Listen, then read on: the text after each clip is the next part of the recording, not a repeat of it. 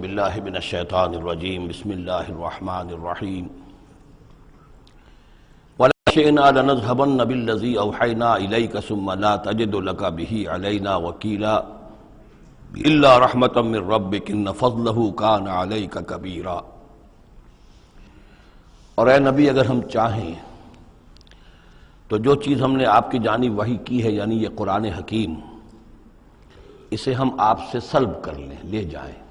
آپ کے سینے سے محو کر دیں اسے۔ خطاب بظاہر حضور سے ہے، اصل میں یہ لوگوں کو بتایا جا رہا ہے کہ ان کا جو مقام ہے، یہ خود بھی کہتے ہیں کہ میں انسان ہوں، مجھ پر اللہ کی طرف سے وحی آئی ہے، میں نے کوئی دعویٰ نہیں کیا، نہ خدائی کا دعویٰ کیا ہے، نہ میں نے یہ کہا ہے کہ میں فرشتہ ہوں،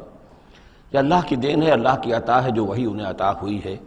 تو گویا کہ اسی بات کو مؤکد کرنے کا یہ ایک اسلوب ہے، ہم چاہیں تو جو چیز ہم نے انہیں دی ہے جب چاہیں سلب کر سکتے ہیں۔ ثم لا تجد لک بہ علینا وکیلا، پھر آپ نہ پائیں گے اپنے پاس کوئی ایسی ہستی کہ جو دوبارہ آپ کو وہ حاصل کروا دے۔ الا رحمۃ من ربک، اگر نہ ہوتی رحمت آپ کے رب کی طرف سے، یعنی آپ کی طرف سے رحمت، رب کی طرف سے رحمت آپ پر ہے، اس کے ہونے کا کوئی امکان نہیں ہے، لیکن یہ کہ اصولی اعتبار سے سمجھ لیجئے کہ نہ یہ وحی جو ہے یہ آپ کی اپنی خود ساختہ ہے، نہ آپ اس کو اپنے پاس برقرار رکھنے پر خود قادر ہیں، اللہ نے عطا کی ہے اور اللہ تعالیٰ ہی اسے آپ کے سینے میں جمع کرے گا اور محفوظ رکھے گا۔ ان فضلہ کان علیک کبیرا، اس میں کوئی شک نہیں کہ اللہ کا آپ پر جو فضل ہے وہ بہت بڑا ہے۔ اب یہ آ رہی ہے وہی جو تحدی اور چیلنج جو ہے کہ پوری کتاب کا مطالبہ شروع میں کیا گیا کہ لائیے، پوری کتاب لائیے، قرآن جیسی کتاب بنا کر لائیے۔ قل لئن اجتمعت الانس والجن علی ان یاتوا بمثل ھذا القرآن، کہہ دیجئے کہ اگر تمام انسان اور جن جمع ہو کر کوشش کریں کہ اس قرآن جیسی کوئی کتاب تصنیف کر لیں، لا یاتون الا بمثلہ ولو کان بعضهم لبعض ظہیرا، نہیں لا سکیں گے اس جیسی کتاب، تصنیف نہیں کر سکیں گے، خواہ وہ ایک دوسرے کی کتنی ہی مدد کر لیں۔ وَلَقَدْ صَرَّفْنَا لِلنَّاسِ فِي هَذَا الْقُرْآنِ مِنْ كُلِّ مَثَلٍ، اور ہم نے تو قرآن میں، اس قرآن میں لوگوں کے لیے، ان کی ہدایت کے لیے،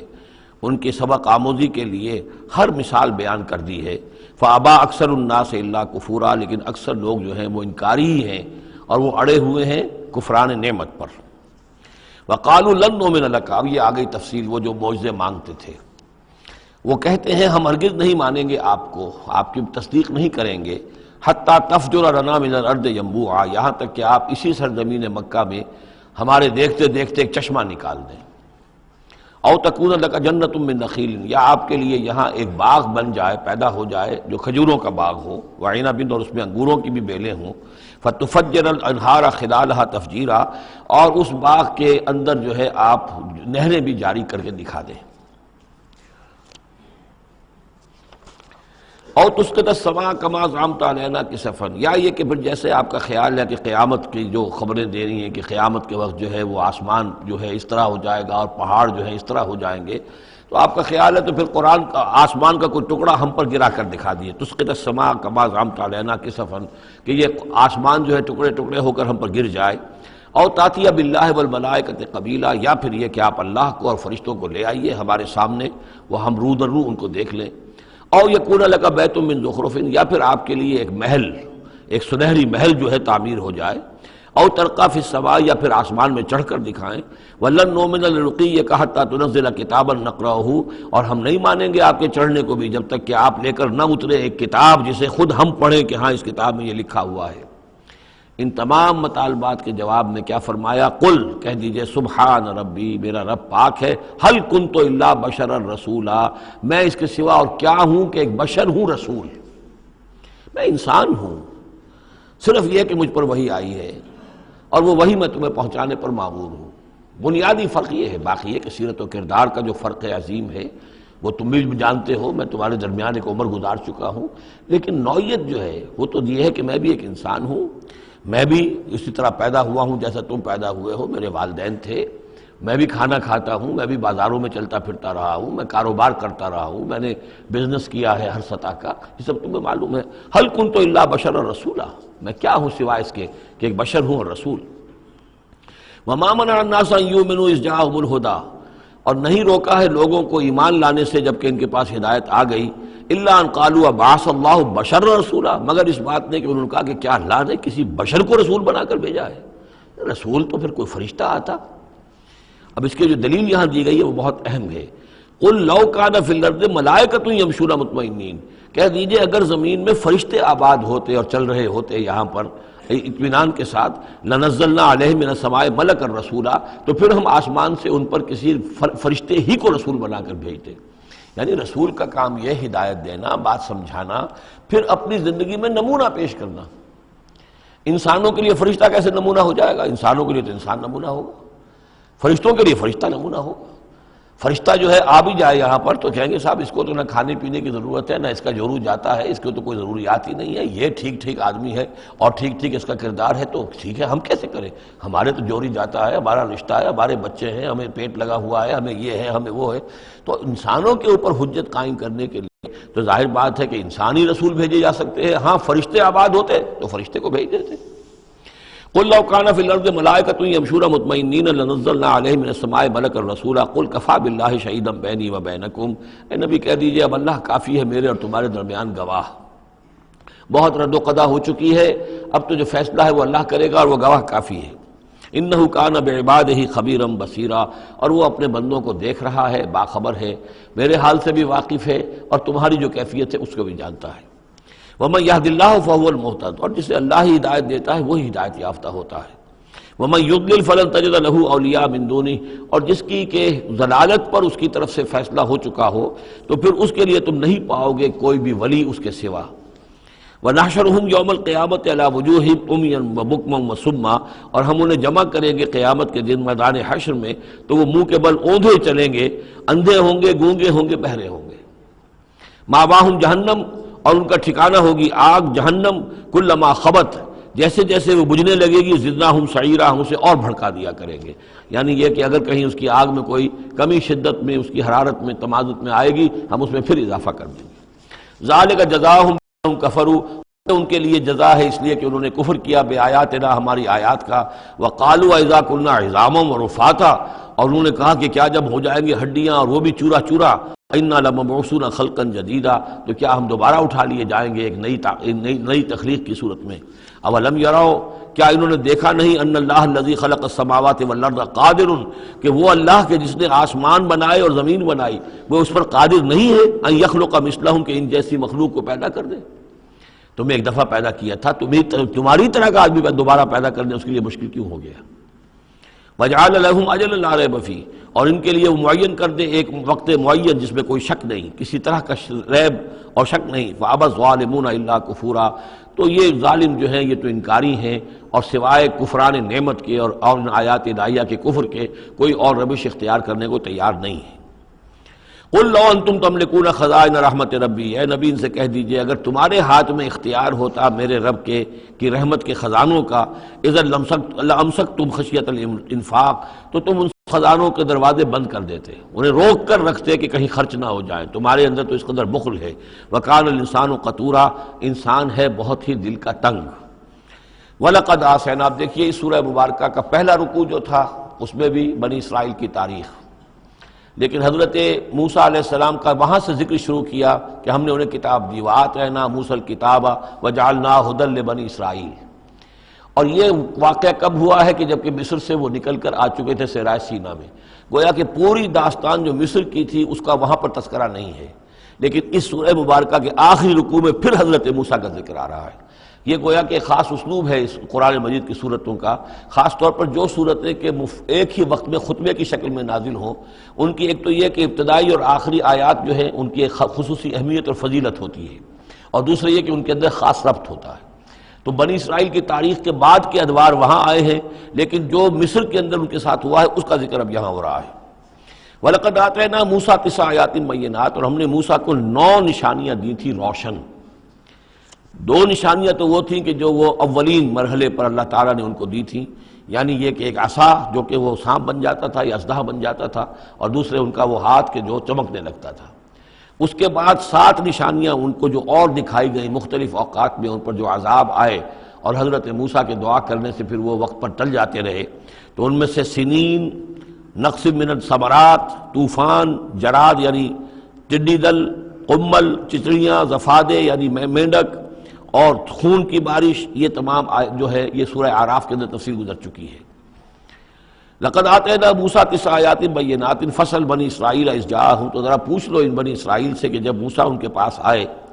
فقال لہ فرعون، تو فرعون نے ان سے کہا انی لاظنک یا موسیٰ مسحورا، کہ میں تو یہ سمجھتا ہوں کہ اے موسیٰ تم پر کوئی جادو ہو گیا ہے۔ اب دیکھیں یہی لفظ آیا یہاں پر جو حضور کے بارے میں صورت میں آیا ہے، ان تتبعون الا رجلا مسحورا، تم نہیں پیروی کر رہے ہو مگر ایسے شخص کی جس کے اوپر سحر ہو گیا ہے۔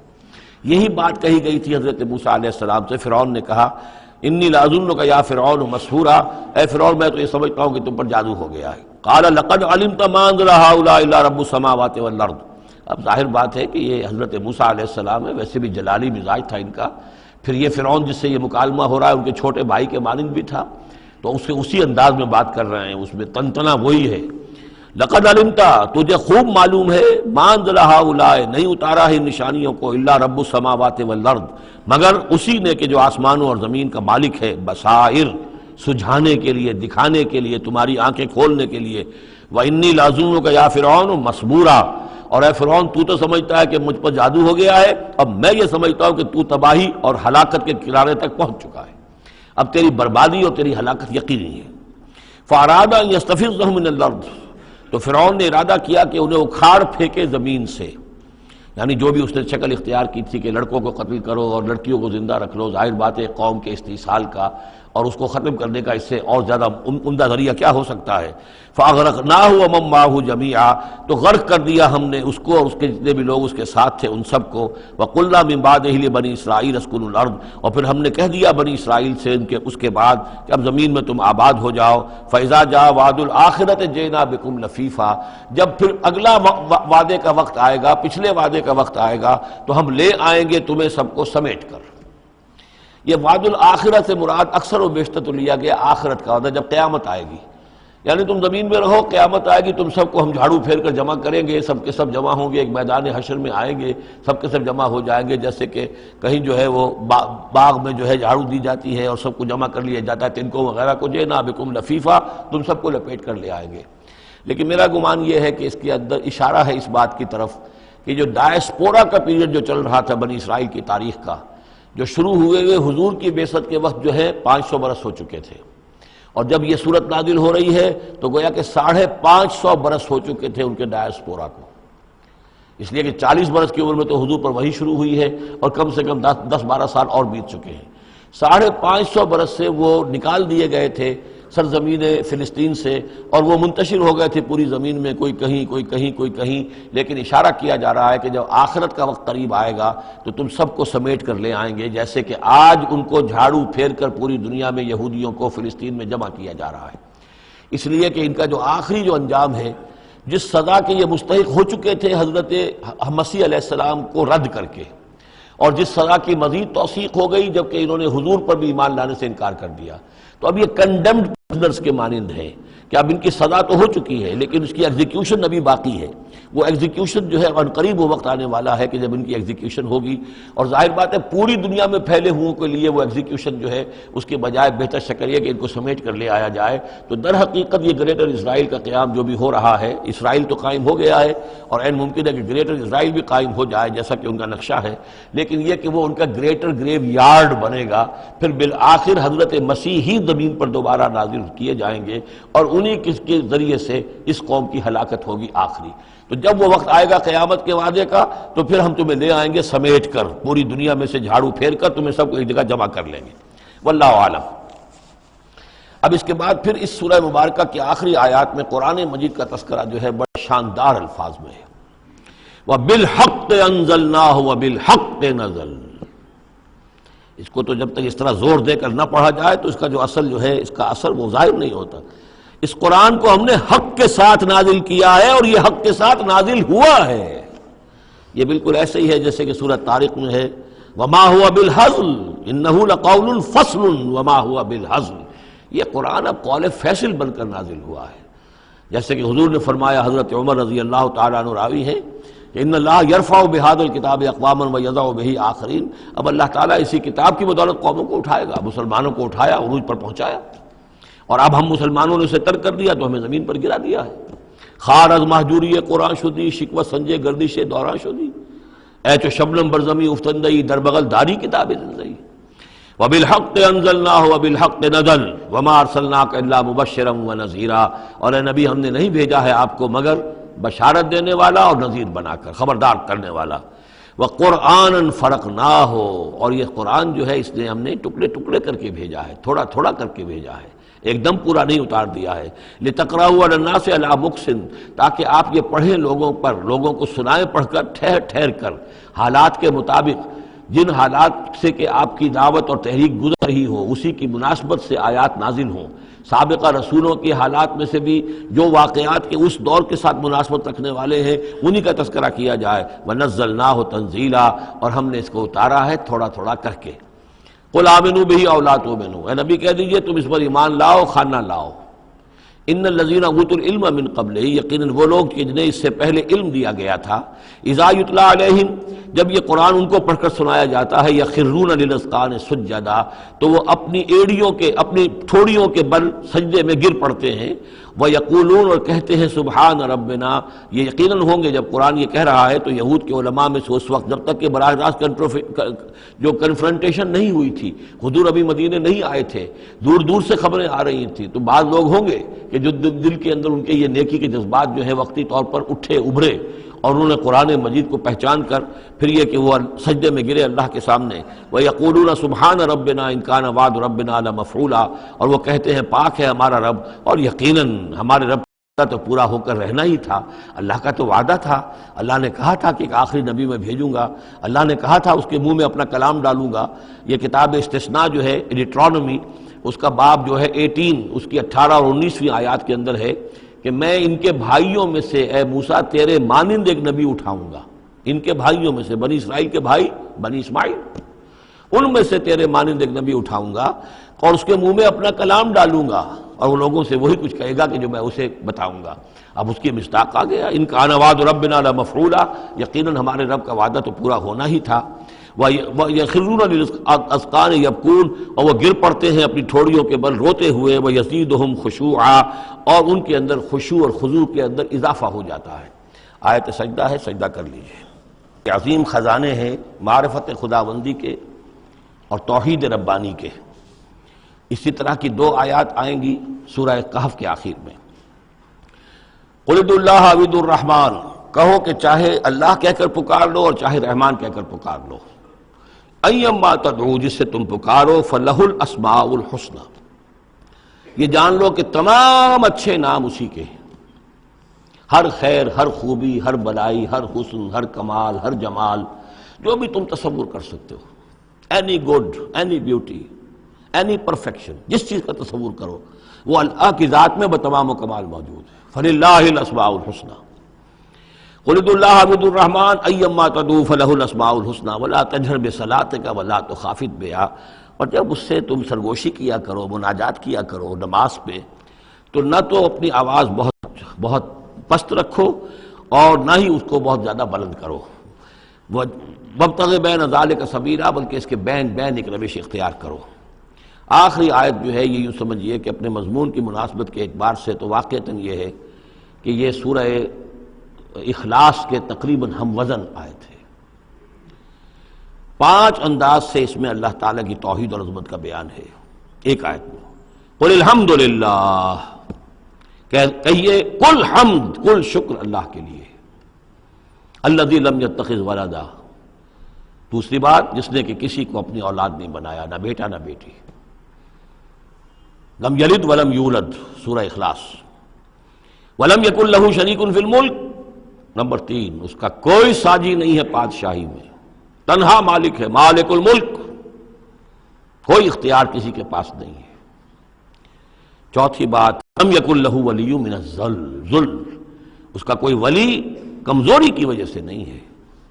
تم دوستیاں نبھاتے ہو، پالتے ہو اس لیے کہ تمہیں ضرورت ہوتی ہے، دوست وقت پہ کام آئے گا،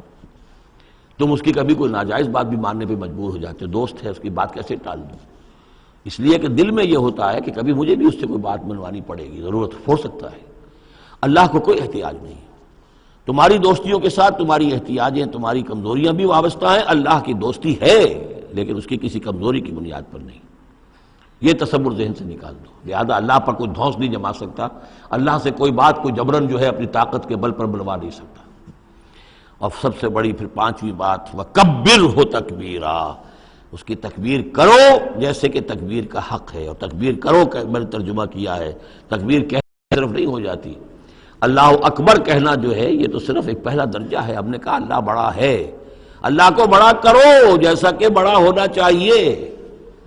تمہاری پارلیمنٹ میں اس کی بڑائی مانی جائے، طے ہو اس پارلیمنٹ کے اوپر تلوار لٹکی ہوئی ہے، کتاب و سنت کے خلاف کوئی قانون سازی یہاں نہیں ہو سکتی. تب معلوم ہوا کہ اس پارلیمنٹ میں اللہ بڑا ہے. تمہاری عدالت کے اندر اللہ بڑا ہو، معلوم ہو کہ اللہ کے قوانین کے خلاف یہاں کوئی فیصلہ نہیں ہو سکتا. وَمَن لَّمْ يَحْكُم بِمَا أَنزَلَ اللَّهُ فَأُولَٰئِكَ هُمُ الْكَافِرُونَ. جب تک اس پر عمل نہیں ہوتا اللہ بڑا کہاں ہے؟ اللہ کو تو آپ نے مسجدوں میں بند کر دیا، مسجدوں میں رہو بس، یہاں ہم تیری تکبیر بھی کریں گے، جو بھی ہے جو بھی ہم کچھ تسبیح تحمید کرتے رہیں گے. بازار سے باہر نہ، مارکیٹ میں بھی کوئی اور چیز بڑی ہے، گھر میں بھی بیوی بڑی ہے. کیا کریں، بیوی نہیں مانتی، کیا کریں جی، عورتیں نہیں مانتی. بات تو واقعی غلط ہے، آپ جو کہہ رہے ہیں بات صحیح ہے، لیکن کیا کریں عورتیں نہیں مانتی. کون بڑا ہے؟ بڑا تو پھر اللہ نہیں ہے. کبر ہو تکبیرا، اسے بڑا کرو جیسے کہ بڑا کرنے کا حق ہے. تو یہ 5 اسلوب ہیں اس میں کہ جو توحید کے بیان ہوئے ہیں. سورۃ الکہف، بسم اللہ الرحمن الرحیم. الحمد للہ الذی انزل علی عبدہ الکتاب ولم یجعل لہ عوجا. یہ پوائنٹ میں نوٹ کرا چکا ہوں کہ آخری آیت کیا تھی؟ قل الحمد للہ، کہو قل حمد اللہ کے لیے ہے. یہ آخری آیت تھی سورہ بنی اسرائیل کی، اور سورہ کہف کی آیت شروع ہو رہی ہے الحمد للہ الذی. گویا کہ اس حکم کی تعمیل جو ہے اس سے آغاز ہو رہا ہے اس سورہ مبارکہ کا. اس کو میں نے کہا تھا یہ انٹرلاکڈ ہیں دونوں صورتیں جو ہیں. جیسے آتا ہے تورات میں کہ حضرت یعقوب اپنے بھائی عیسو کی ایڑیاں پکڑے ہوئے تولد ہوئے. یہ جڑواں پیدا ہوئے تو 2 بھائی عیسو اور یعقوب. عیسو بڑے تھے، یعنی بڑے اس معنی میں جو بھی ہوتے ہیں جڑواں، ان میں جو پہلے جس کی ولادت ہو جائے وہ بڑا ہوتا ہے، چاہے 2 منٹ کا فرق ہو 5 منٹ کا فرق ہو. تو اس کی ولادت کے بعد پھر حضرت یعقوب، تو عقب کہتے پیچھے کو، پیچھے آنے والا یعقوب اس لیے ان کا نام پڑ گیا ہے کہ یہ پچھلا ہے. جو پہلا تھا وہ عیسو تھا. عیسو کے بارے میں کچھ معلوم نہیں، ان کی اولاد وغیرہ کدھر گئی، بہرحال وہ ایک علیحدہ بحث ہے. تو اسی طریقے سے یہ سورہ کہف جو ہے گویا کہ سورہ بنی اسرائیل کی ایڑیاں پکڑے ہوئے قرآن مجید میں وارد ہو رہی ہے. اس میں آپ دیکھیے الحمدللہ الذی انزل علی عبدہ، وہی اللہ تعالیٰ نے اللہ کے اپنے رسول کی جو نسبت ہے اس کو عبد کے نمایاں کیا ہے. کتاب نازل کی ولم یجعل لہ عوجا، اور اس میں کوئی کجی نہیں رکھی، قیما سیدھی ٹھیک ٹھیک روشن مبین. لینذر بأسا شدیدا، اب یہ ہے لفظ جو بہت زیادہ غور کرنے کے قابل ہے. اس کتاب کے حضور پر نزول کے مقاصد میں سے ایک یہ بھی ہے خبردار کر دیں ایک بہت بڑی آفت سے.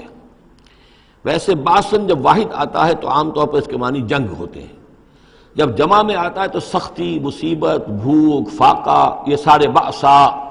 آیت البر میں بھی ہم نے پڑھا والصابرین فی البأساء والضراء وحین البأس. بأسا جب جمع میں آیا ہے تو فقر و فاقہ، تکلیف، مصیبت، اور حین الباس جنگ کے وقت. تو ان دونوں کو ذہن میں رکھیے. بہت بڑی آفت، بہت بڑی آفت، بہت بڑی آفت ایک تو ہے دجالی فتنے کی، دجال المسیح الدجال جو آنے والا ہے، جس کے بارے میں حدیث میں آتا ہے کہ کوئی نبی اور رسول ایسا نہیں گزرا جس نے اپنی قوم کو دجال کے فتنے سے آگاہ نہ کیا. اور پوری انسانی تاریخ میں دجال کے فتنے سے بڑا کوئی فتنہ نہیں ہوگا. اور وہ ہر بندہ مومن کے امتحان کے لیے کڑا ترین جو ہے مرحلہ آ جائے گا، سخت ترین امتحان اس کا لیا جائے گا. تو یہ جو سختی ہے اس کی خبر دیتے ہوئے یہ سورہ مبارکہ نازل ہو رہی ہے.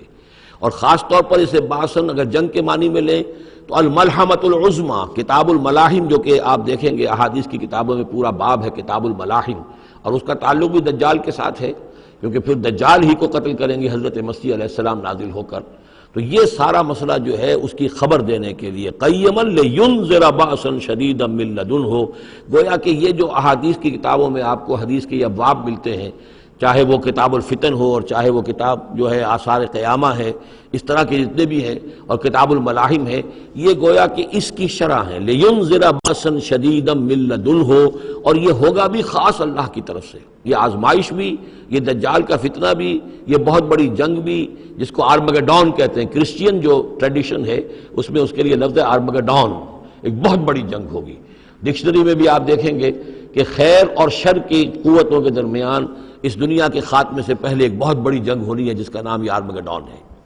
لِيُنذِرَ بَأْسًا شَدِيدًا مِّن لَّدُنْهُ وَيُبَشِّرَ الْمُؤْمِنِينَ الَّذِينَ يَعْمَلُونَ الصَّالِحَاتِ، اور تاکہ بشارت دے وہ ان اہل ایمان کو جو نیک عمل کرتے ہوں، أَنَّ لَهُمْ أَجْرًا حَسَنًا، کہ ان کے لیے ہوگا بہت اچھا بدلہ، مَاكِثِينَ فِيهِ أَبَدًا، اور وہ اس میں رہیں گے ہمیشہ ہمیشہ۔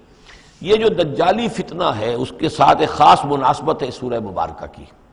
احادیث میں آتا ہے کہ دجالی فتنے کے اثرات سے بچنے کے لیے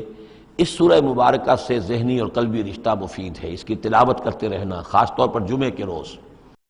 پوری سورہ کہف، ورنہ یہ کہ کم سے کم اس کی ابتدائی اور آخری آیات ان کی بڑی اہمیت ہے۔ دجالی فتنہ اصل میں کیا ہے سمجھ لیجئے کہ ایک تو ہے دجالی فتنہ بالعموم، دجل کہتے ہیں فریب کو، جیسے کہ کوئی نبی نہیں ہے، وہ اس نے فریبی لبادہ اوڑھ لیا، نبوت کا دعویٰ کر رہا ہے، وہ دجال ہے۔ تو اس طرح کی تو حضور نے فرمایا ہے کہ 30 دجال پیدا ہوں گے، انہی میں سے ایک ہمارے زمانے کے اندر جو ہے یہ غلام احمد قادیانی بھی تھا، وہ دجال تھا جس نے کہ اعلان کیا کہ میں نبی ہوں جبکہ وہ نبی نہیں تھا، تو فریبی بنا ہوا جس نے کہ ملمہ اپنے اوپر چڑھایا ہوا ہے۔ اسی طریقے سے دجالی فتنہ یہ جو ہے اس پوری دنیا میں اس وقت جو فتنہ ہے وہ یہ ہے کہ مادہ پرستی کا اتنا غلبہ ہو چکا ہے ذہنوں کے اوپر، افکار کے اوپر، لوگوں کے نظریات کے اوپر، لوگوں کے اخلاق کے اوپر، لوگوں کے اقدار جو ہیں، ویلیوز جو ہیں اس کے اوپر، کہ وہ آخرت کو بالکل بھول گئے، اللہ کو بھول گئے، اسباب کے اندر گم ہے، مسبب الاسباب سے ذہول ہو گیا، دنیا ہی دنیا ہے، آخرت کو بھولے ہوئے ہیں، مادہ ہی مادہ ہے، روح سے کوئی سروکار ہی نہیں۔ یہ ہے بالعموم جس کا نام دجالی فتنہ ہے کہ حقیقت کے اوپر پردہ پڑا ہوا ہے، آخرت پر دنیا کا پردہ پڑا ہوا ہے۔ یہ دنیا جو ہے در حقیقت کیا ہے؟ وَمَا الْحَيَاةُ الدُّنْيَا إِلَّا مَتَاعُ الْغُرُورِ، یہ دھوکے کا سامان ہے، اصل زندگی کو اس نے ڈھانپا ہوا ہے۔ ہم نے یہ سمجھ لیا کہ زندگی یہی ہے، اسی کے لیے بھاگ دوڑ محنت صبح و شام، اسی کے مستقبل کی فکر ہے، لیکن اصل جو زندگی اس کی کوئی فکر ہی نہیں ہے۔ باقی ایک دجال جو ہے جو آئے گا وہ معاملہ احادیث کے اندر بھی بڑی طوالت کے ساتھ ہے، اور اس میں کافی پیچیدگیاں بھی ہیں، بعض چیزیں جو ہیں ایک دوسرے سے کچھ مختلف بھی ہیں، اس میں پھر اہل علم کو بہرحال مطابقت پیدا کرنی پڑتی ہے۔ میں نے جہاں تک اپنی کوشش کی ایک رائے تک میں پہنچا ہوں، لیکن ابھی میں اسے بیان نہیں کر رہا ہوں۔ بہرحال دجالی فتنے کی خبریں موجود ہیں بہت شدت کے ساتھ، اور اس صورت کا پڑھنا جو ہے اس میں بہت مفید ہے۔ اس صورت کے مضامین کا دجالی فتنہ بالعموم سے کیا تعلق ہے وہ تو اس ہم دورہ ترجمہ دوران کے اس کے دوران بھی آپ کو معلوم ہو جائے گا، لیکن اس کے جو خاص بڑے مباحث ہیں، خاص طور پر یہ کہ ایک ہمارے بہت بڑے عالم گزرے ہندوستان میں اس صدی کے آغاز میں، مولانا مناظر احسن گیلانی، انہوں نے اس میں باقاعدہ کتاب لکھی ہے، آپ کو مل جائے گی بازار میں بھی، اصحاب کہف کے جو کا معاملہ سورہ کہف کے مباحث ہیں ان کے۔ میں نے اس کو اپنی ایک تقریر کے اندر مجھے یاد دلایا گیا ہے آج کہ میں نے کبھی ایک کیسٹ میں اس کو سن 89 میں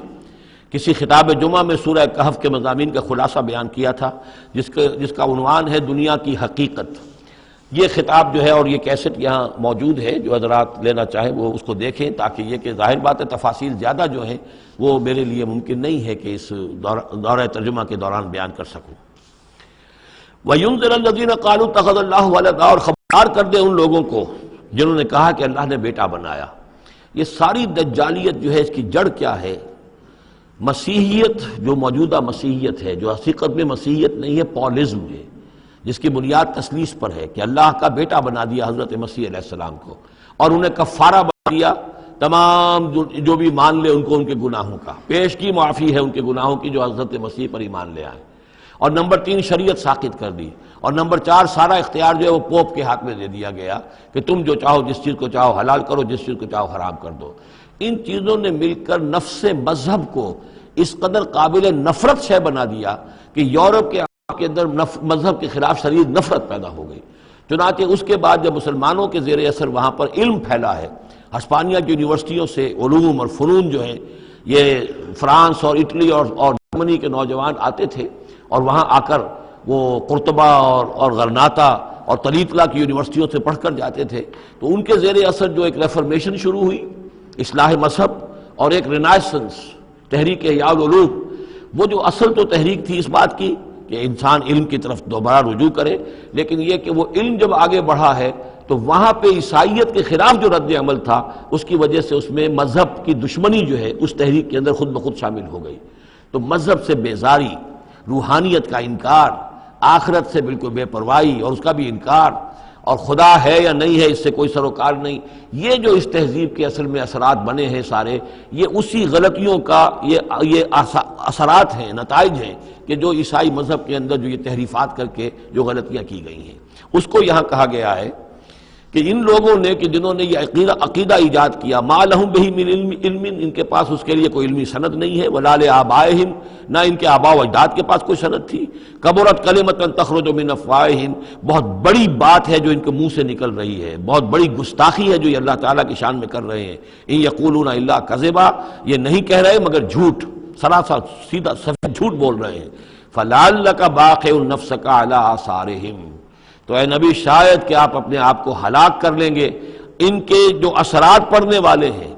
عیسائیت کے اس غلط عقیدے کے جو نتائج برآمد ہوئے ہیں، جب یہ نتائج ظاہر ہوں گے تو وہ اتنے سنگین ہوں گے، فلعلک باخع نفسک، کہ ان کے احساس سے اور ان کے ادراک سے شاید کہ آپ اپنے صدمے سے اپنے آپ کو ہلاک کر لیں، ان لم یؤمنوا بہذا الحدیث اسفا، اگر یہ لوگ اس حدیث پر، اس قرآن پر، یہ بات جو بتائی جا رہی اس پر ایمان نہ لائے، اس پر ایمان نہ لائے، اپنے اس غلط عقیدے پر قائم رہے، اس غلط مذہب کو انہوں نے برقرار رکھا، تو اس کا جو رد عمل ہوگا نوع انسانی پر، اور اس سے تاریخ انسانی اور انسانی ثقافت جس غلط رخ پر پڑے گی، جو دجالیت کا فتنہ اسے جنم لے گا، ان تمام چیزوں کے اثرات سے شاید آپ کو اتنا صدمہ ہو کہ فلعلک باخع نفسک علی آثارہم ان لم یؤمنوا بہذا الحدیث اسفا،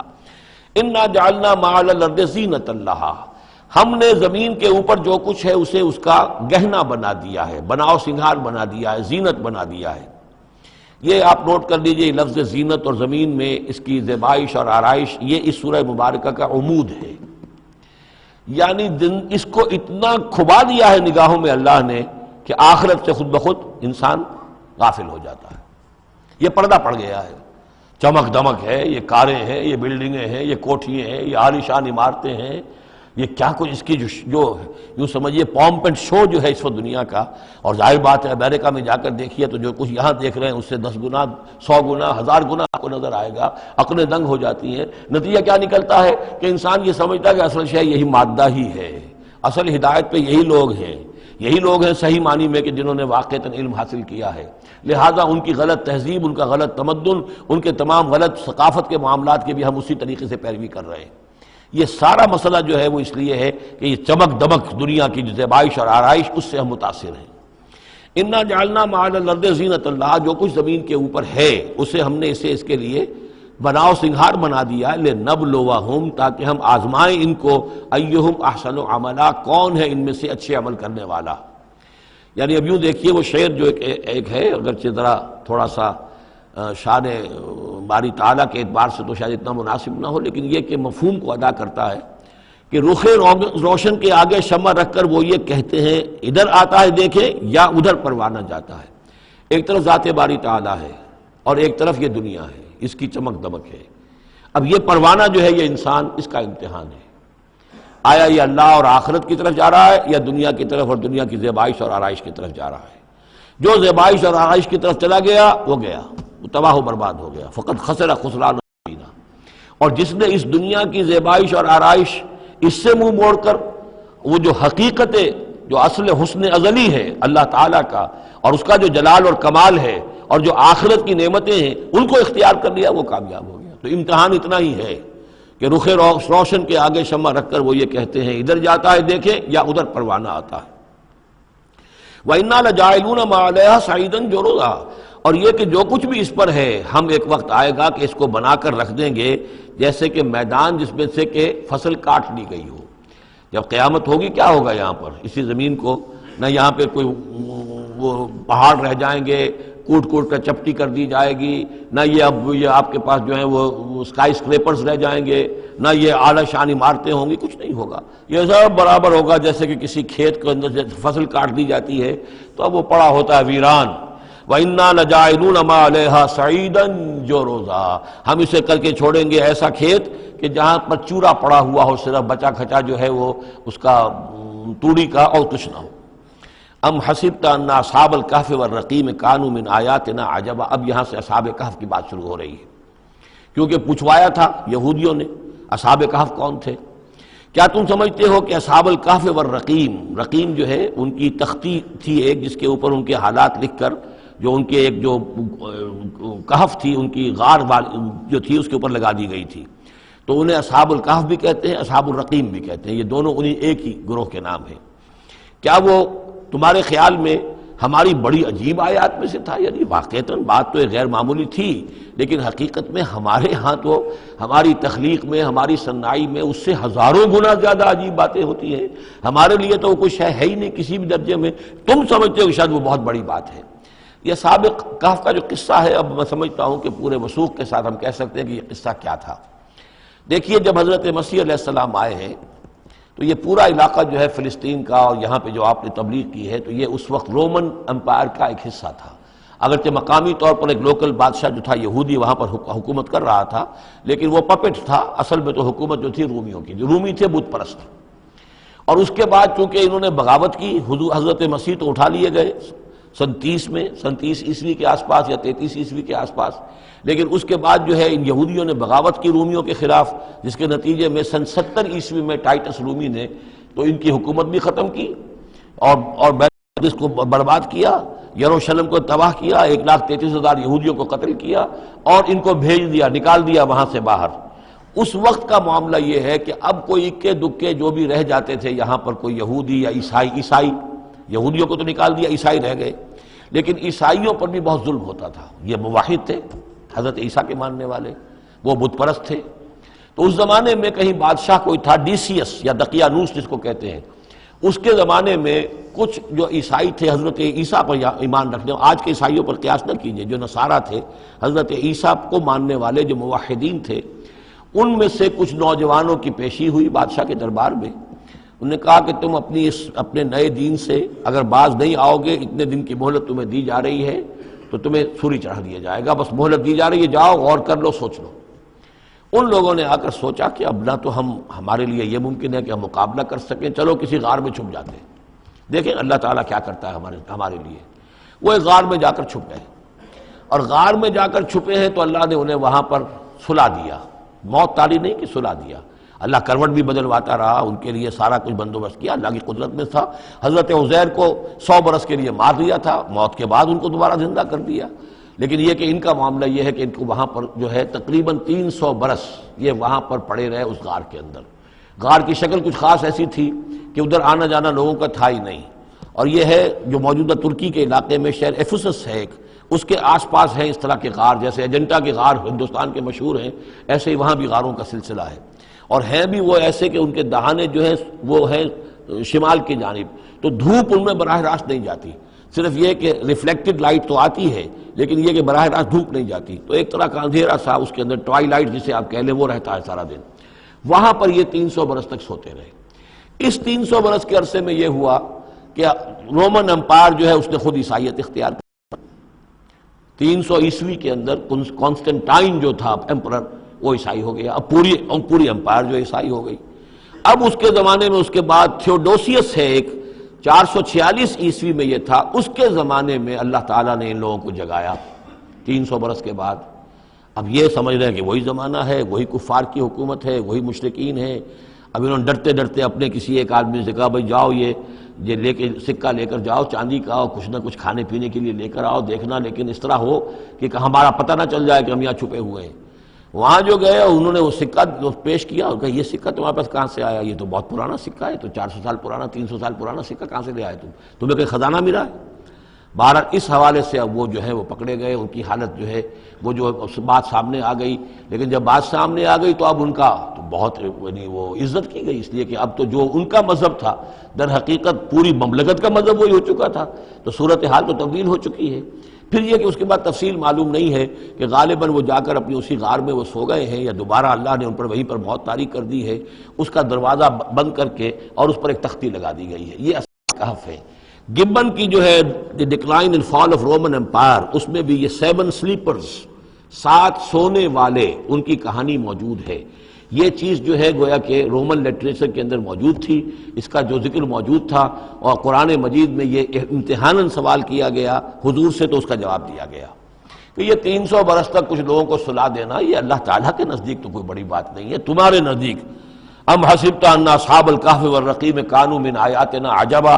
اذ ابى الفتية الى الکہف، جبکہ وہ نوجوان آئے اپنے اس غار میں، فقالوا، اور انہوں نے کہا ربنا آتنا من لدنک رحمتا، پروردگار اب خاص اپنے خزانہ فضل سے ہمارے لیے رحمت کا بندوبست فرما، وہیئ لنا من امرنا رشدا، اور ہمارے لیے ہمارے معاملے کے اندر جو ہے وہ کوئی عافیت کا بندوبست فرما، فضربنا علی آذانہم، تو ہم نے تھپکی دے دی ان کے کانوں پر، فی الکہف سنین عددا، اسی وہ غار کے اندر جو ہے وہ سوتے رہے کئی سال۔ ابھی یہاں اس بات کو نہیں چھیڑا کتنے سال، سنین عددا، متعدد سال وہ سوتے رہے۔ ثم بعثناہم، پھر ہم نے انہیں اٹھایا، لنعلم ای الحزبین احصیٰ لما لبثوا امدا، تاکہ ہم دیکھیں کہ 2 گروہوں میں سے کس کو صحیح معلوم ہے کہ کتنے عرصے وہ وہاں رہے تھے۔ اس کا ذکر آگے آ جائے گا، 2 گروہوں سے مراد کیا ہے۔ نحن نقص علیک نبأہم بالحق، اے نبی ہم آپ کو ان کا یہ قصہ سنا رہے ہیں، بیان کر رہے ہیں ان کے حالات حق کے ساتھ، صحیح بلا کم و کاسٹ۔ انہم فتیۃ آمنوا بربہم، وہ چند نوجوان تھے جو ایمان لائے اپنے رب پر، توحید کے ساتھ ایمان لانے والے، وزدناہم ہدی، اور ہم نے ان کی ہدایت میں اور اضافہ فرمایا، وربطنا علی قلوبہم، ہم نے ان کے دلوں کو ڈھارس دی، مضبوطی دی، دلوں کے اندر ثبات پیدا کر دیا، اذ قاموا، جب وہ بادشاہ کے دربار میں کھڑے ہوئے، اور جیسے کبھی حضرت ابراہیم علیہ السلام نے بات کی تھی اسی طرح ڈٹ کر انہوں نے بات کی، اذ قاموا فقالوا، اور انہوں نے کہا ربنا رب السماوات والارض، ہمارا رب تو وہ ہے جو آسمانوں اور زمین کا رب ہے، ہم کسی اور رب کو ماننے کے لیے تیار نہیں، کسی اور دیوی کو، کسی دیوتا کو، کسی بت کو ہم ماننے کو تیار نہیں۔ لن ندعو من دونہ الہا لقد قلنا اذا شططا، ہم اس کے ایک الہ کے سوا کسی اور کو پکارنے کے لیے تیار نہیں ہیں، ہم نے اگر ایسی کوئی بات کہی تو یہ تو عقل سے بہت دور کی بات ہو جائے گی۔ ہؤلاء قوم اتخذوا من دونہ آلہہ، یہ جو ہماری قوم ہے اس نے اس بہت سے آلہہ جو ہیں اختیار کر لیے ہیں اللہ کے سوا، انہوں نے اختیار کر لیے ہیں بہت سے آلہہ اس کے سوا، لولا یاتون علیہم بسلطان بین، تو کیوں نہیں وہ پیش کرتے ان کے اوپر کوئی دلیل، کوئی سند، کوئی اللہ کی طرف سے اتاری ہوئی سند ہو، کوئی آسمانی کتاب ہو۔ فمن ازلم ممن افتری علی اللہ کذبا، تو کون ظالم ہوگا اس شخص سے بڑھ کر کہ جس نے اللہ تعالیٰ کی طرف جھوٹ گھڑ کر منسوب کر دیا۔ اور اب اس کے بعد جب ان سے کہہ دیا گیا کہ ٹھیک ہے تمہارے لیے مہلت، اس کے اندر جو ہے تمہارے لیے اب مہلت صرف چند دن کی ہے، اس میں تم فیصلہ کر لو، اگر تم اپنے دین سے واپس نہیں پھرو گے اور ہمارے دین میں واپس نہیں آؤ گے، اپنے دین کو چھوڑ کر نئے دین کو، تو تمہیں ہم ہلاک کر دیں گے۔ اب یہ وہاں سے جا کر مشورہ کر رہے ہیں۔ وَإِذْ اعْتَزَلْتُمُوهُمْ، اور دیکھو جب تم نے اب ان سے اپنے آپ کو علیحدہ کر لیا ہے، وَمَا يَعْبُدُونَ إِلَّا اللَّهَ، اور ان ہستیوں کو بھی تم نے چھوڑ دیا جن کی وہ پرستش کرتے ہیں اللہ کے سوا، فَآوُوا إِلَى الْكَهْفِ، تو اب آؤ کسی کھو میں، کسی غار میں پناہ لے لیں، يَنشُرْ لَكُمْ رَبُّكُم مِّن رَحْمَتِهِ، تمہارا رب تمہارے لیے وہاں کوئی رحمت کا سامان کر دے گا، وَيُهَيِّئْ لَكُم مِّنْ أَمْرِكُم مِّرْفَقًا، اور تمہارے معاملے کے اندر اللہ تعالیٰ خاص اپنی طرف سے کوئی نرمی اور کوئی آسائش کا سامان پیدا فرما دے گا۔ وَتَرَى الشَّمْسَ إِذَا طَلَعَت تَزَاوَرُ عَنْ كَهْفِهِمْ ذَاتَ الْيَمِينِ، اور تم دیکھو کہ سورج جب طلوع ہوتا تھا تو وہ ان کی اس غار سے کنی کتراتا ہوا داہنی طرف نکل جاتا تھا، یعنی براہ راست دھوپ جو ہے اس میں نہیں آتی تھی۔ وَإِذَا غَرَبَتْ، جب ڈوبتا تھا، تَقْرِضُهُمْ ذَاتَ الشِّمَالِ، تو بھی وہ کنی کترا جاتا تھا بائیں طرف، تو گویا کہ سورج جو ہے یوں جا رہا ہے اور اس غار کا جو منہ ہے وہ شمال کی طرف ہے، لہذا براہ راست جو ہے داہنی طرف سے ہو کر بائیں طرف سے ہو کر سورج نکل گیا، دھوپ جو ہے براہ راست اس پر نہیں آ رہی۔ اسی اصول پر آج کل جو بڑی بڑی بلڈنگز بنتی ہیں جو کارخانوں کی اور ملز کی، اس میں یہ نارتھ لائٹ شیلز بنائے جاتے ہیں، ایسے شیل روف کے ہوتے ہیں کہ جس میں پھر جو روشنی جو ہے وہ نارتھ کی طرف سے لیتے ہیں، کیونکہ ہمارے ہاں جو سورج ہے وہ کبھی بھی نارتھ میں نہیں جاتا، لہذا جو ہے سورج براہ راست کبھی نہیں آئے گا بلکہ انڈائریکٹ لائٹ آئے گی۔ وَهُمْ فِي فَجْوَةٍ مِّنْهُ، اور وہ جو اس غار تھی اندر سے کھلی تھی، اس کھلی غار کے اندر جا کر وہ لیٹ گئے، سو گئے۔ ذَلِكَ مِنْ آیَاتِ اللَّهِ، یہ اللہ کی نشانیوں میں سے ہے، مَن يَهْدِ اللَّهُ فَهُوَ الْمُهْتَدِ، جس کو اللہ ہدایت دیتا ہے وہی ہے کہ جو ہدایت یافتہ ہوتے ہیں، وَمَن يُضْلِلْ فَلَن تَجِدَ لَهُ وَلِيًّا مُرْشِدًا، اور جس کو اللہ تعالیٰ گمراہ کر دے جس کی گمراہی کا فیصلہ فرما دے پھر اس کے لیے تم نہیں پاؤ گے کوئی بھی جو حمایتی ہو، مددگار ہو، اس کو راہ پر لانے والا۔ وَتَحْسَبُهُمْ أَيْقَاظًا، صورتحال ایسی تھی کہ تم اگر اس کو دیکھتے تو یہ سمجھتے کہ وہ جاگ رہے ہیں، وَهُمْ رُقُودٌ، حالانکہ وہ سو رہے ہیں۔ وَنُقَلِّبُهُمْ ذَاتَ الْيَمِينِ وَذَاتَ الشِّمَالِ، ہم ان کو کروٹیں بھی دلواتے رہے، داہنی طرف بھی بائیں طرف بھی، تاکہ یہ ہے کہ وہ بیڈ سورز نہ ہو جائیں، ہم جدید اصطلاح میں اگر استعمال کریں تو کروٹ بھی دلوا رہا ہے اللہ تعالیٰ۔ اللہ تعالیٰ کو ہر قدرت حاصل ہے، اس کے فرشتے معمور ہیں جو کر رہے ہیں، نرسنگ بھی ہو رہی ہے۔ ذات الشمال وکلبہم باسط ذراعہ بالوسید، ان کا ایک کتا بھی تھا جو اپنے دونوں ہاتھ پھیلا کر، دونوں اگلے جو ہیں پاؤں جو ہاتھ اس کو سمجھیے، اور اس کے کوئی بہت ہی خونخوار قسم کا کتا تھا جو اس غار کے منہ پر اپنے دونوں ہاتھ پنجے آگے پھیلا کر بیٹھا ہوا زور سے۔ اس کا نتیجہ کیا نکلتا تھا؟ لو اطلعت علیہم، اگر اچانک تمہارا کہیں وہاں گزر ہو جائے، لولیت منہم فرارا ولملیت منہم رعبا، تو وہاں سے تمہارے اوپر رعب طاری ہو جائے، خوف طاری ہو جائے، اور میں وہاں سے تم بھاگو، کہ بڑا بھیانک منظر ہے، ایک کہف ہے، اندر اندھیرا ہے، اور آگے جو ہے بڑا کوئی ٹیریئر بل قسم کا کتا جو ہے وہ بیٹھا ہوا ہے، خوفناک قسم کا، اور اس نے اپنے پنجے بھی آگے کیے ہوئے ہیں۔ وَلَمُلِئْتَ مِنْهُمْ رُعْبًا وَكَذَلِكَ بَعَثْنَاهُمْ، اسی طرح پھر ہم نے انہیں ایک وقت میں اٹھایا، لِيَتَسَاءَلُوا بَيْنَهُمْ، تاکہ وہ آپس میں ایک دوسرے سے سوال کریں۔ قَالَ قَائِلٌ مِّنْهُمْ كَمْ لَبِثْتُمْ، ان میں سے ایک نے کہا کتنے عرصے یہاں ہم رہے ہوں گے، کیا خیال ہے آپ کا؟ قَالُوا لَبِثْنَا يَوْمًا أَوْ بَعْضَ يَوْمٍ، انہوں نے کہا کہ ہم رہے ہوں گے ایک دن یا دن کا کچھ حصہ، تھوڑی سی نیند ہم نے لی ہے، استراحت کی ہے، اور کیا کیا ہے۔ قَالُوا رَبُّكُمْ أَعْلَمُ بِمَا لَبِثْتُمْ، کچھ اور تھے انہوں نے کہا چھوڑو اس بات کو، اللہ تمہارا جانتا ہے کتنی دیر رہے، 2 گھنٹے رہے، 2 دن رہے، کیا پتا، ہمیں کیا معلوم۔ فَابْعَثُوا أَحَدَكُمْ بِوَرِقِكُمْ هَٰذِهِ، تو لو یہ چاندی کا سکہ، ورق جو ہے چاندی کو کہتے ہیں، تو اس کو دے کر ایک آدمی کو بھیجو إِلَى الْمَدِينَةِ، شہر کی طرف، فَلْيَنظُرْ، وہ دیکھے، أَيُّهَا أَزْكَىٰ طَعَامًا، کہاں سے کوئی پاکیزہ خوراک مل سکے۔ ظاہر بات ہے کہ وہ ان کا جو تصورات تھے، موحد بھی تھے تو پاکیزہ کھانا بھی چاہتے تھے۔ ایھا ازکیٰ طعاما فلیاتکم برزق منہ، تو اس میں سے کچھ ہمارے لیے راشن لے آئے۔ ولیتلطف، اور دیکھے کہ وہ نرمی کرے، کسی سے جھگڑ نہ پڑے، کہیں کسی سے جھگڑ پڑا اور جھگڑنے کی وجہ سے پھر کوئی شکل ہو جائے تو ہم تک لوگ پہنچ جائیں، تو بڑی نرمی کے ساتھ وہ معاملہ کرے۔ یہ ولیتلطف نوٹ کر لیجئے، یہ تعداد حروف کے اعتبار سے قرآن مجید کا نصف ہے۔ ولیتلطف کا تے نصف اول میں ہے، لام یہ نصف ثانی میں ہے، یہ عین نصف ہے تعداد حروف، الفاظ نہیں، حروف، الفابیٹس جو ہیں، جو حروف کی گنتی کی گئی ہے اس کے اعتبار سے یہ ٹھیک نصف ہو گیا۔ آدھے حروف اس کے تا پر پورے ہو گئے اور بقیہ آدھے جو ہیں شروع ہو رہے ہیں لام سے۔ ولیتلطف، اور نرمی کا معاملہ رکھے، ولا یشعرن بکم احدا، اور ایسا نہ ہو کہ وہ ہمارے اوپر متنبع کر دے، لوگوں کو مطلع کر دے، اس کا ذریعہ بن جائے۔ ان یظہروا علیکم، اگر وہ تمہارے اوپر غالب آ گئے اور قابو پا لیا انہوں نے تم پر، یرجموکم، یا تو تمہیں رجم کر دیں گے، اب سنسار کر دیں گے، او یعیدوکم فی ملتہم، یا تمہیں مجبور کریں گے اور اپنی ملت میں، اپنے دین میں وہ واپس لے جائیں گے۔ ولن تفلحوا اذا ابدا، اور اگر ایسا ہو گیا تو پھر ہمیشہ کہ تم فلاح سے دور ہو جاؤ گے، پھر نہیں پا سکو گے فلاح کبھی بھی۔ وَكَذَلِكَ أَعْثَرْنَا عَلَيْهِمْ، اس طرح ہم نے مطلع کر دیا ان لوگوں پر، یعنی اب وہاں کے لوگوں نے، شہر کے لوگوں کو مطلع ہو گئے کہ یہ لوگ، ظاہر بات ہے کہ بڑا ایک چرچا ہو گیا ہوگا یہ کون ہے۔ اب اس نے بات بتائی، پھر وہ آئے تو معلوم ہوا کہ ہاں واقعتاً ان کے حالات، کوئی 7 آدمی ہوتے تھے ایک زمانے میں، اور وہ کہیں روپوش ہو گئے تھے، گم ہو گئے تھے، کہیں نہیں ملے تھے، پوری مملکت میں تلاش کیا گیا تھا، پھر ان کے حالات ایک تختی کے اوپر لکھ کر جو ہے وہ خزانے میں رکھ دیے گئے تھے، وہ تختی کہیں نکلوائی گئی، 300 برس سے زائد پرانی بات تھی، اس کے اوپر وہ قصہ پورا کا پورا لکھا ہوا مل گیا، تو وہ ساری چیز جو ہے وہ بات کھل گئی۔ وَكَذَلِكَ أَعْثَرْنَا عَلَيْهِمْ، اور اس طرح ہم نے یہ بات ظاہر کر دی ان پر، لِيَعْلَمُوا، اب اس سے کیا کیا چیزیں واضح ہوئیں؟ ان وعد اللہ حق وان الساعۃ لا ریب فیہا، اللہ کا وعدہ سچا ہے اور یہ کہ قیامت کے بارے میں کوئی شک نہیں ہو سکتا، آتیۃ لا ریب فیہا، وہ آ کر رہے گی۔ اس لیے کہ جب 300 برس تک ایک آدمی سویا رہ سکتا ہے اور پھر وہ اٹھ گیا تو کیا مشکل ہے اللہ کے لیے کہ وہ جو مر چکے ہوں ان کو دوبارہ زندہ کر دے۔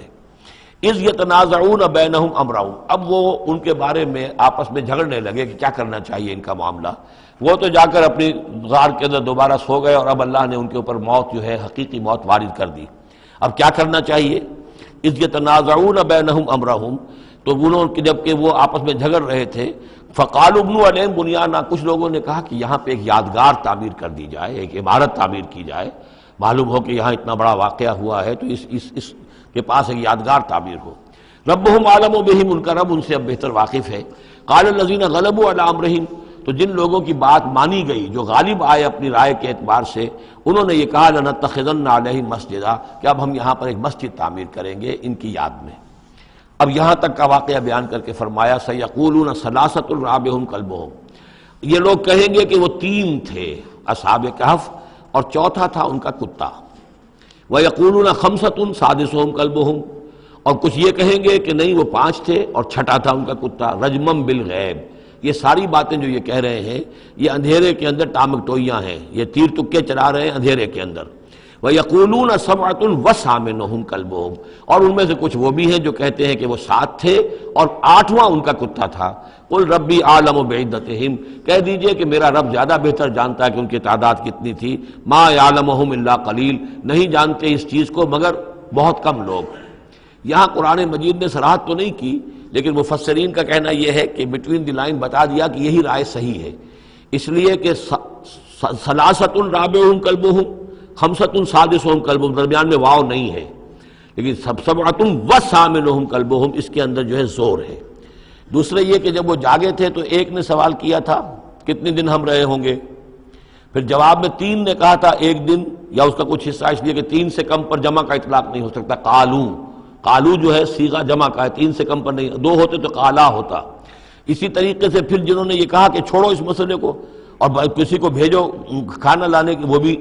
کم سے کم 3 تھے، اس لیے کہ وہ بھی قالو کے لفظ کے ساتھ ہے، تو 3 جمع 3 اور ایک پوچھنے والا وہ 7 بن گئے۔ ویسے یہ کہ گبن کی کتاب میں بھی میں نے آپ کو بتایا 7 سلیپرز، یہ گویا کہ ان کی ہاں بھی جو ٹریڈیشنز ہیں ان کی روایات جو تاریخی چلی آ رہی ہیں ان میں یہ کہانی کے طور پر یہ چیز موجود ہے ان کے لٹریچر کے اندر۔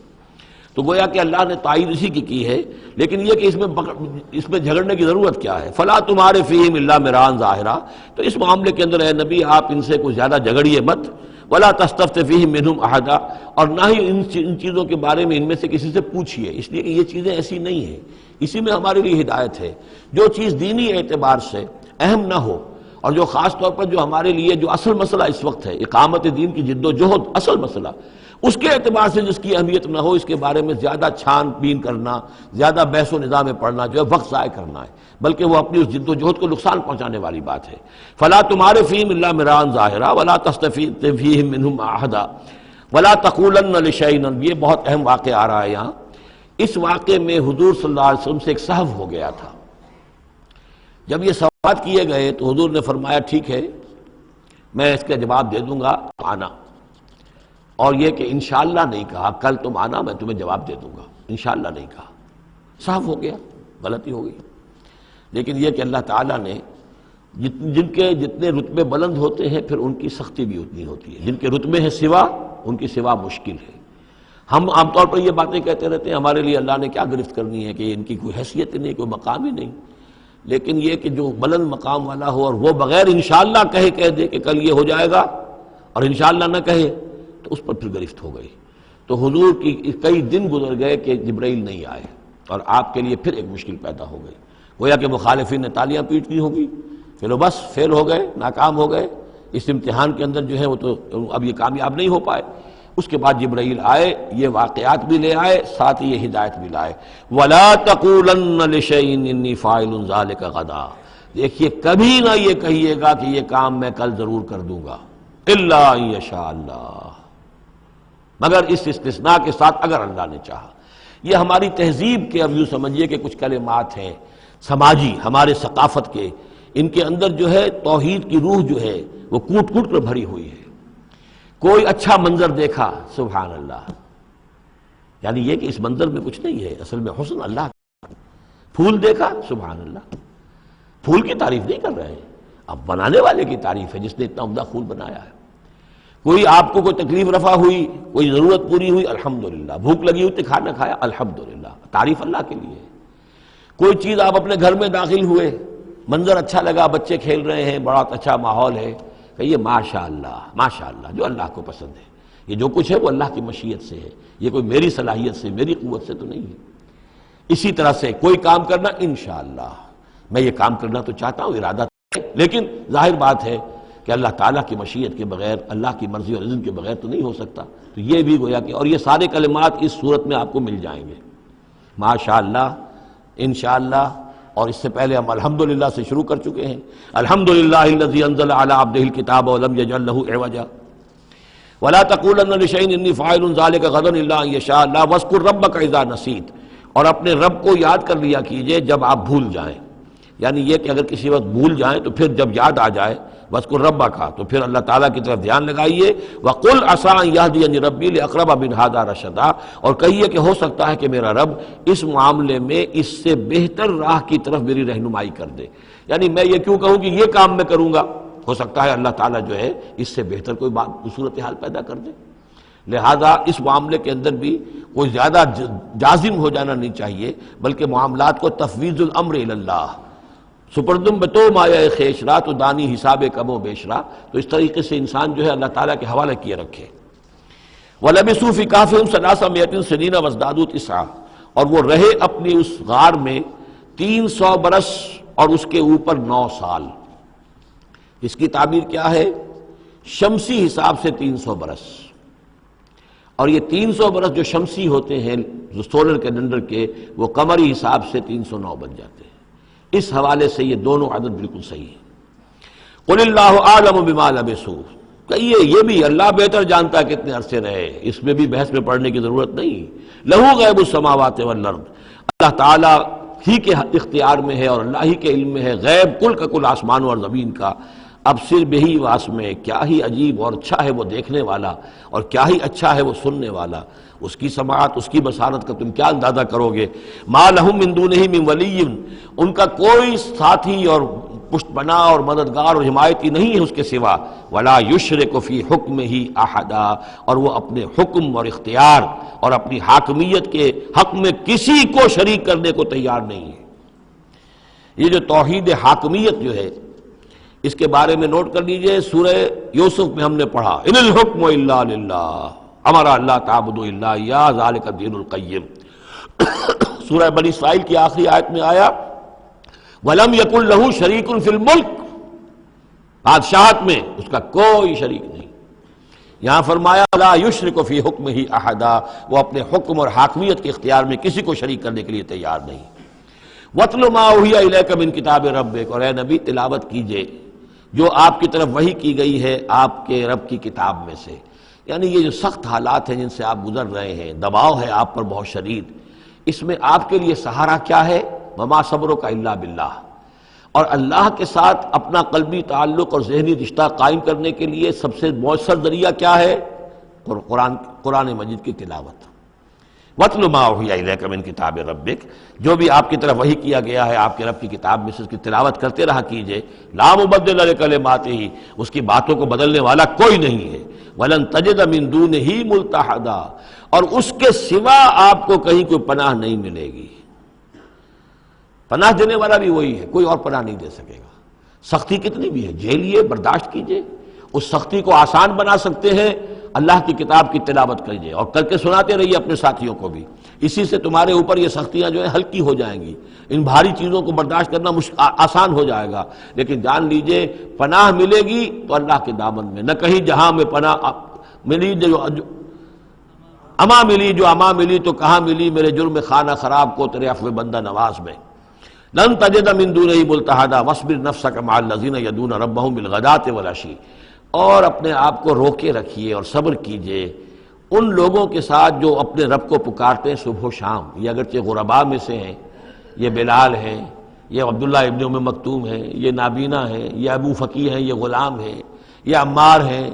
اور یہ اسی طریقے سے خباب ہیں، لوہار ہیں. یہ لوگ جو ہے آپ ان کی رفاقت کو غنیمت سمجھیے. وَاصْبِرْ نَفْسَكَ مَعَ الَّذِينَ يَدْعُونَ رَبَّهُم بِالْغَدَاۃِ وَالْعَشِيِّ يُرِيدُونَ وَجْهَهُ، وہ اللہ کی رضا کے طالب ہیں، طلبگار ہیں، اللہ سے محبت کرنے والے ہیں. وَلَا تَعْدُ عَيْنَاكَ عَنْهُمْ، اور دیکھیے آپ کی نگاہیں ان سے ہٹ کر ادھر نہ جائیں جن کے پاس دولت ہے. عنہم ترید زینت الحیات الدنیا، کہیں آپ کی نگاہ ادھر نہ جائے جہاں زیبائش ہے، آرائش ہے، دنیا کی چمک دمک ہے، دولت ہے. آپ ولید بن مغیرہ کی طرف تو متوجہ ہوں اور عبداللہ ابن ام مکتوم کی جانب نہ ہو، معاذ اللہ ایسا نہ کیجیے. یہ بالکل وہی بات ہے جو ہم سورہ ہجر میں بھی پڑھ چکے ہیں، وَلَا تَمُدَّنَّ عَيْنَيْكَ إِلَىٰ مَا مَتَّعْنَا بِهِ أَزْوَاجًا مِّنْهُمْ زَهْرَةَ الْحَيَاةِ الدُّنْيَا،